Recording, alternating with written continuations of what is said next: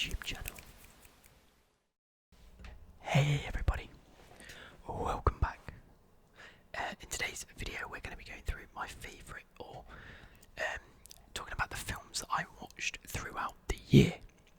And again, like the album video, I'm not going to rate them. I'm just going to talk about them and give my sort of views and opinions on them. So, to begin with, we have 1, 2, 3, 4, 5, 6, 7, 8 films here listed, and I want to take a bit of time to explain a bit of them. As you guys know, I'm bad with names and remembering people, so if I do get sort of like the name of a character or the name of an actor wrong, I apologise. But yeah, that's the be all end all of that. Let's do that. Yeah, there we go. Sorry. I've got to record the series one pretty soon anyway.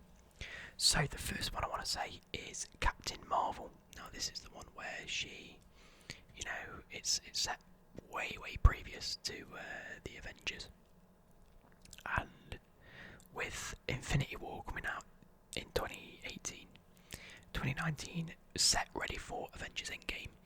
The only part we were missing is who Captain Marvel was. She was the only backstory. We didn't really get too much information about. Pre-Avengers, she was a new character, so they thought, you know, we're going to bring a solo film about her. She comes to Earth. Nick Fury finds her, you know, shows her the ropes. She helps. There's you know, obvious action, battle scenes, etc. and things along those lines. I'm not ruining any of the plot by any of this. And her and Fury become friends and, you know, acquaintances, allies, that sort of thing. And then it sets it up ready for the end of Infinity War, start of Endgame, sort of thing. Anyway, my initial opinion of that is, it was a good film. It was very well put together. It filled in all the blanks. It did what it was supposed to. A little bit underwhelming. I expected a lot more twists and turns in it, and it not to be so, I don't know, straightforward as a film. I know that there is that big plot twist, but it was a pretty obvious plot. It wasn't like there was a slight plot twist and a little bit more, and it's a bit like, wow, that's mental. Like, it wasn't like Endgame level, you know, with the Captain America thing, where that was sort of like, there was a big battle scene and it came out of pretty much nothing. That one for me, I'll talk about that in a minute actually. Captain Marvel was a bit more streamlined, a bit more, I'm going to say the word vanilla. It was a little bit easier to digest. That being said, it was still a good film. Production on it was still good. Cinematography and effects were still brilliant. There isn't really much you can pick apart with it. Great film, I enjoyed it. But could have been improved. Moving on to Avengers Endgame, we'd set up for this big sort of whole film. You know, what happened to all the characters, what happened to all the big players in the Marvel universe, what's going to happen to Thanos, etc. And we found that out. For me, Endgame, an absolute spectacular film.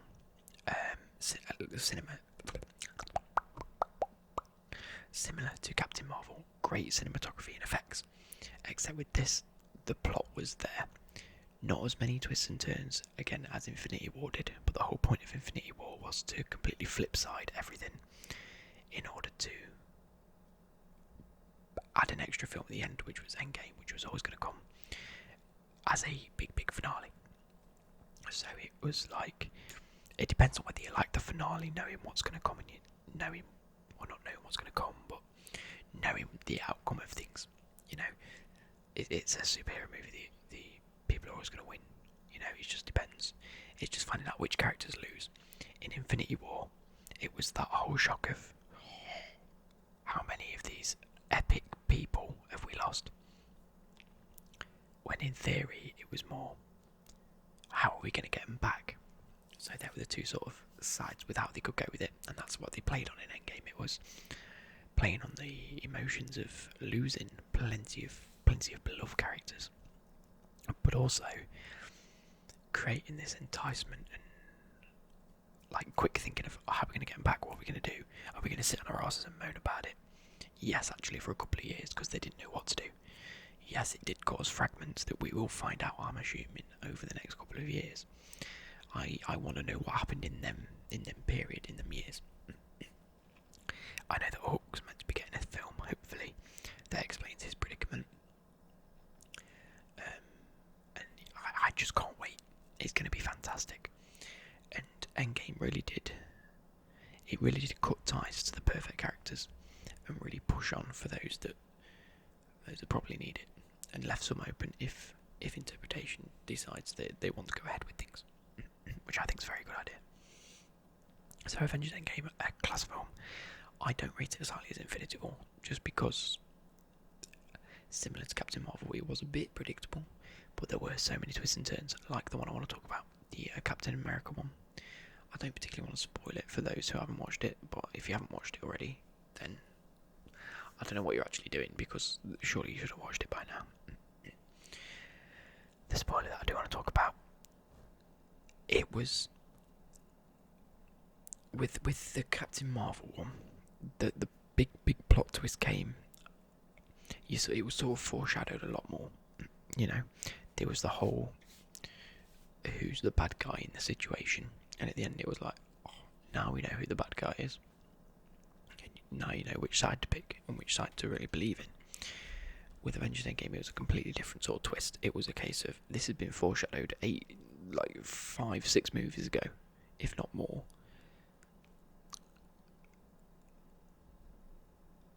Nothing came about. There was a lot of fan theories about it that may have persuaded, Marvel to really include that whole segment. But there was still the element of it being in such a, they were fighting Thanos. This happened, there was near the brink. And then it was a case of us trying to find out what's going to happen, like who's going to suddenly appear. And then it ended up being not someone appear, but something. And something happening, to which the whole cinema, because I went to see the midnight viewing, they showed Infinity War the night before. And then on the stroke of midnight, they put Endgame on. So we saw it as a double bill. So we'd rewatched Infinity War, and everyone in the cinema was buzzing for this new film. Everyone's happy. It was the type where something mad happens, everyone in the cinema claps or cries or whatever. And this thing happened, and we all went, "Oh, what?" And it was such a good atmosphere to be in, and yeah, it was just very good. So I think seeing it in the cinema at the time made it 15-20 times better. It's like being at a stadium when a team scores a goal. It might not be the best goal in the world, but you'll still celebrate. If you're at home, you might go, yes, goal. Or, hey, finally, Jesus Christ, we needed that. Whereas at the cinema, it was,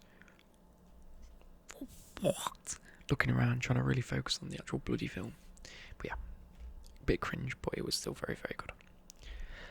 Next film I want to talk about is Spider-Man Far From Home. As you can see, there's a bit of a theme with the first three. I wanted to keep the Marvel films all in sort of order. So, Spider-Man Far From Home follows on from the aftermath of Avengers Endgame. Now, the thing is with the Spider-Man films is it's Tom Holland. It's going to be a little bit corny, but on the same side, it's a lot more humorous than serious sort of storylines. The actual storyline I really liked. Don't get me wrong.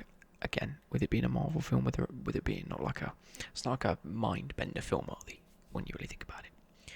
But the plot twist was a very, very good and effective plot twist. I saw it coming, but it was still one of these. Do I still believe it? Is what I'm seeing actually real? Because of, if you know Mysterio, the person that comes and says, "Oh, this is happening." He bends light, or doesn't bend light. He has projectors and drones that work for him that produce certain things. So there was that whole element of, is this real?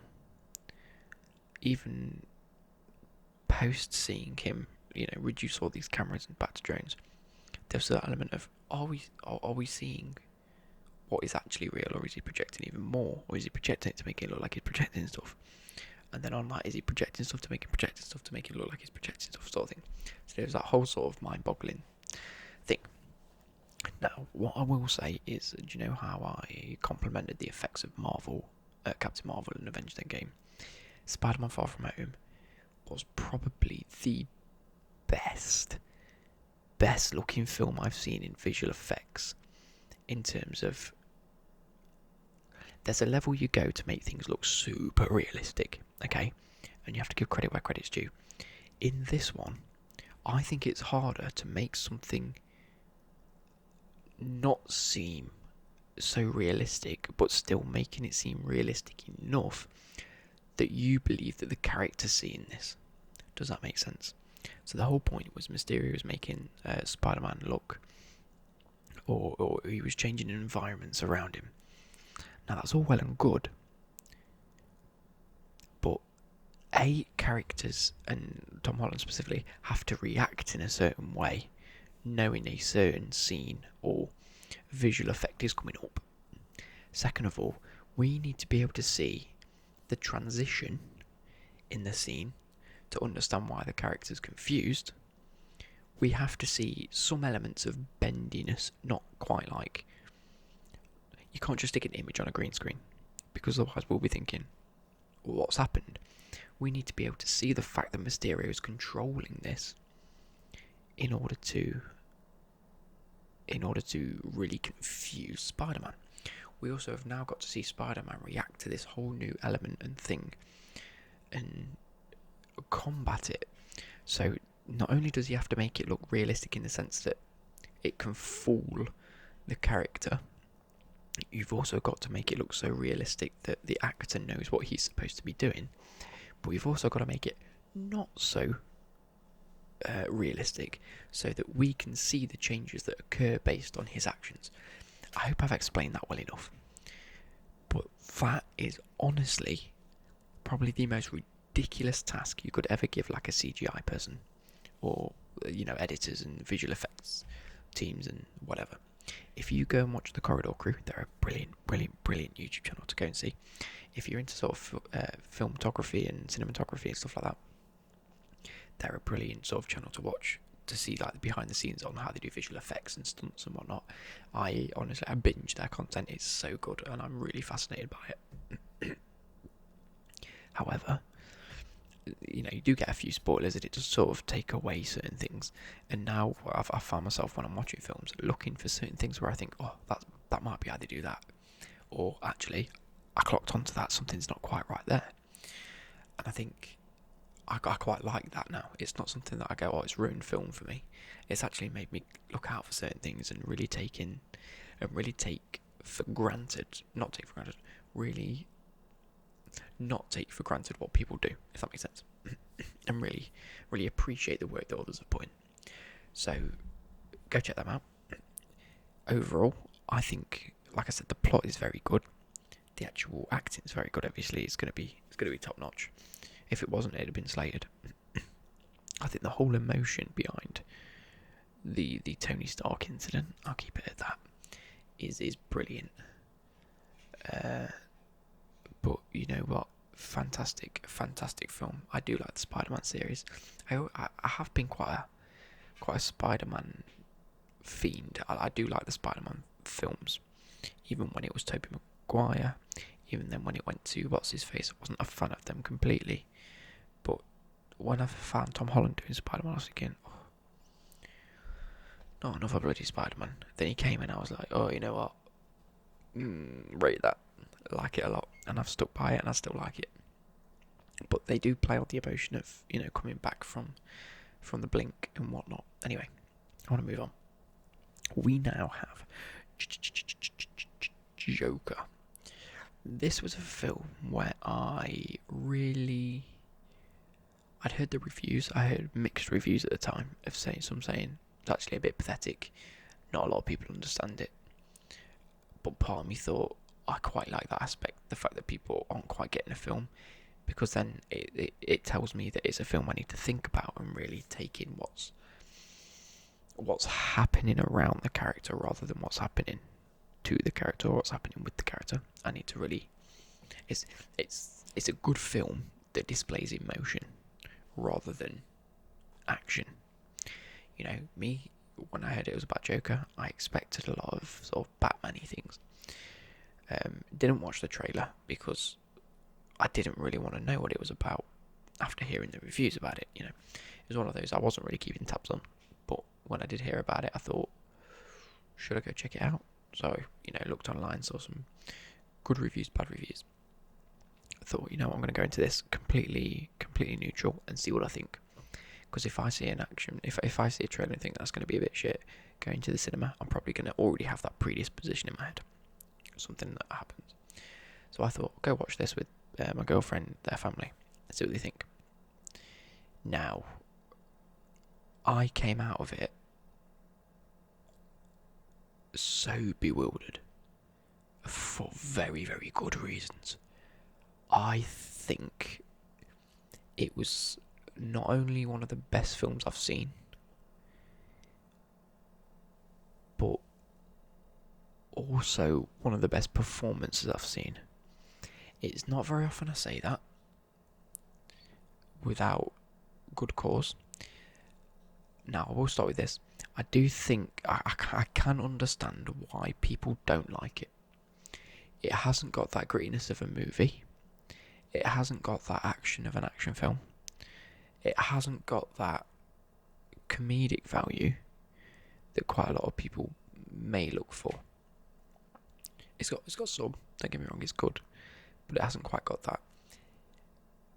A lot of it was more uncomfortable to watch than anything, which is why I think a lot of people did have problems with it. It was a bit hard to watch, but for me that made it all the better. To be able to sit and watch a film and think, I'm struggling to watch this because I can see where this is going and I can see why this happens and I can see how the character is developed into what we know the Joker to be. The Joker is a mass, serial killer. He's killed plenty of people. He's blown up hospitals in Batman. To actually come out of it and feel sorry for a villain, as much as I have done, there are villains where you think, you're just a prick, see you later, you're a horrible guy. There are some villains where you go, I can see that. This one, it was I really don't see the Joker as a bad guy anymore. Even though he is a bad guy. He's an awful guy. He's done awful things. I've come out of that film on the Joker's side. How is that a thing? I've come out going, you know what? They're right, society has made him like that. You're right, he has been shunned to the side and forced in a way into where he is and what he's doing.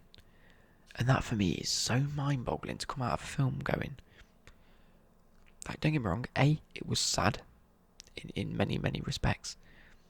It was hard to watch. And it was just gripping. I don't think I looked away from the screen. Usually when I'm in a cinema, if I don't know, feel a bit peckish, I'll go grab my sweets, whatever, grab a drink. I don't think I looked away from the screen. One thing I did notice is that there is not a single scene where the Joker is not on camera. I think that's something that I remember thinking and remembering at the time, unless I missed a few scenes, or I forgot certain bits, if that makes sense. I think that just shows how good of a storyline it is. It was so gripping. It was absolutely immaculate in my eyes, and I can't wait to see where they take it with the second one. I really hope the second one lives up to that one. It's going to be hard to beat it, but I hope it does. Moving on, we have Toy Story 4. Now, I'm a big Toy Story fan. I loved the originals. I loved 2 was okay. 3 was a brilliant ending to it all. And then when they announced Toy Story 4, I thought this is either going to be really good or really bad. And I thought that the end of Toy Story 3 was the perfect ending, you know. They were in this big situation where they all needed each other. It was all we all need to clump together because we are best friends, and it was that unity moment. Then it was a case of, right, Andy's grown up. We're at someone else's house now. This is the story it's been told. that was brilliant. Toy Story 4 gets announced, and I'm thinking, where can this go? And it's a case of, oh, they're starting a new life. What will happen to Buzz and Woody? Will they get split up? Will they do different things? Then you find out Bo Peep's back, and you think, wow, I didn't realise she was missing. And then, so I went to watch it. I was quite excited for it because I do like Toy Stories. I do like animated films. I was disappointed. I'm not gonna lie to you guys. I was very, very disappointed. I found it excruciatingly cringe, excruciatingly obvious. I mean, I know it's meant to be kids. Think about the other kids' films. Harry Potter came out, it was a PG. When them kids that were like 8 to 9 turned 12, them films then became 12 rated. Towards the end of it, when them kids had grown up, the films were 15.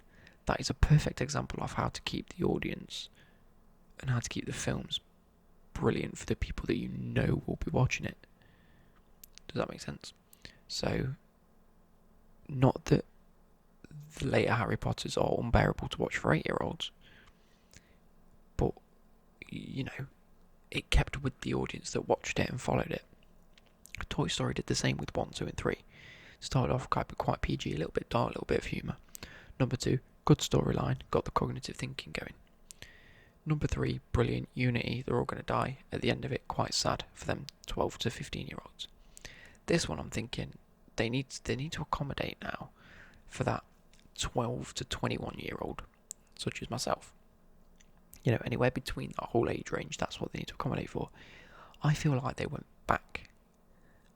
The story itself was based largely on a younger audience, in my eyes. It was a very basic, quite obvious storyline.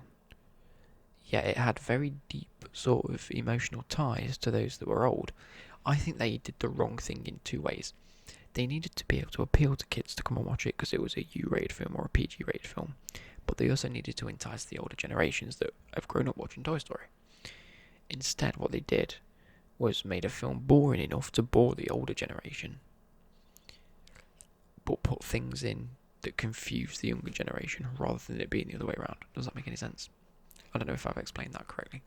I find it a little bit boring, a little bit sinister at times, and just a bit, yeah. Anyway, moving on, Jumanji. The first one came out a couple of years ago. I never got around to watching it. Then the second one came out, and me and Becky were like, do you want to go watch it? And I was like, yeah. So we went and watched it. But when we agreed to go watch it, we decided to put the first one on Netflix, because it's on Netflix now. And so I really enjoyed the first one when I did watch it, and I was quite excited for the second one. Anyway, the first one, absolutely brilliant. Go check it out. It's class. It's on Netflix. You can go check it out. Second one's in cinema. We decided to go watch it.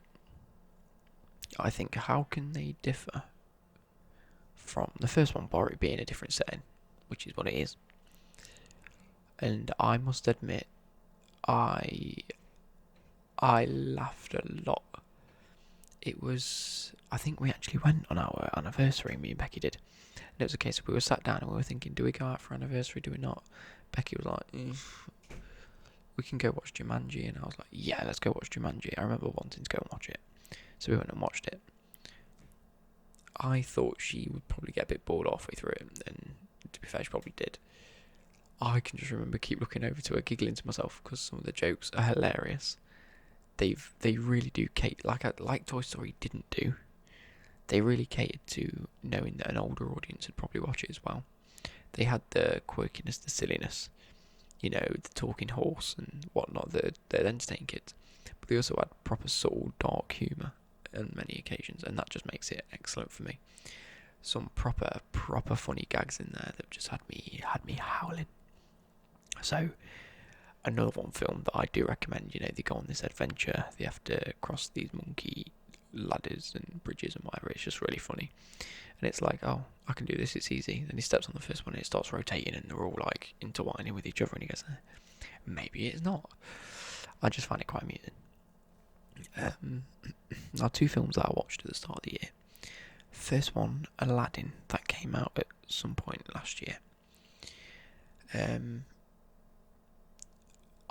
I've never been the biggest fan of Disney films, as in like Beauty and the Beast, Cinderella, the Disney princess and the Disney prince stories, like Princess and the Frog and Brave, and the proper, what I'd consider proper Disney films. I was more of a fan of the Pixar films and the more niche Disney films, like, I don't know, Monsters Inc. and I know that's Disney Pixar, and Bugs Life and stuff like that.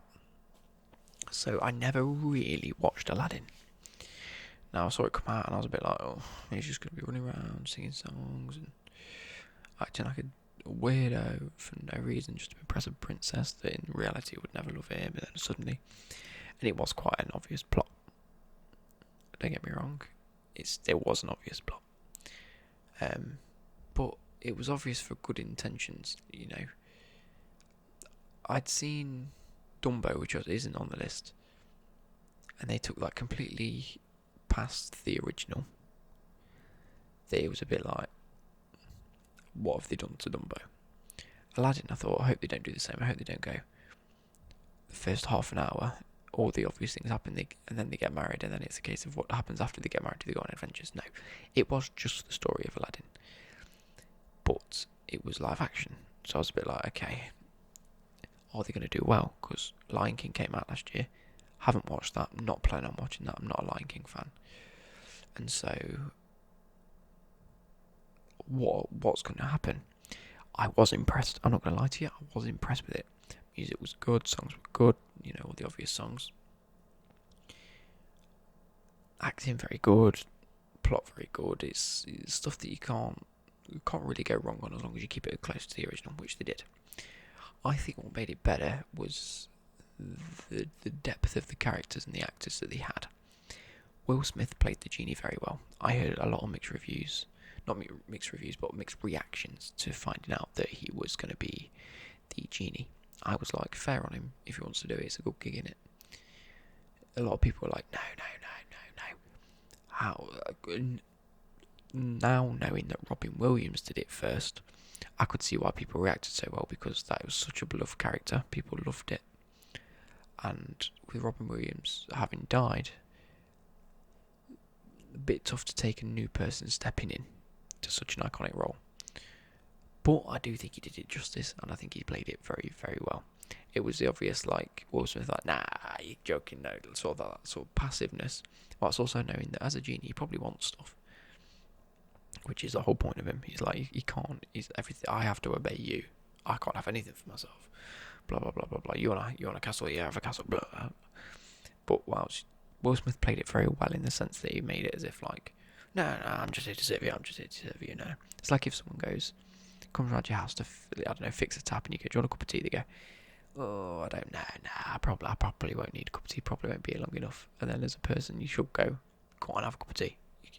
I don't mind making a cup of tea, and they go, yeah, okay then. Because deep down they probably want a cup of tea, they're just being a bit polite. So Aladdin, I did enjoy.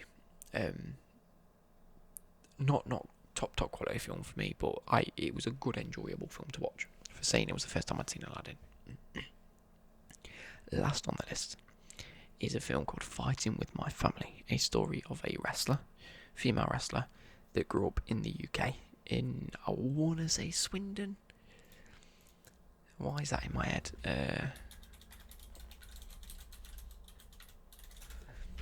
It's a film that featured The Rock. I think it's based on a true story anyway. Written and directed by Stephen Merchant. There you go. Written and directed by Stephen Merchant, along with The Rock. I know The Rock's very good friends with Stephen Merchant anyway. And so, when I remember the interviews that The Rock did with Stephen Merchant and a few others, but he said he was more than happy to work with such a good cast. And when Stephen Merchant went to The Rock and said, look, we've got this film, what do you reckon about it? You know quite a bit about it, being from a wrestling background. The Rock snapped up the opportunity and said, I'd love to work on it with you. Cameoed in it. And it's about a girl called...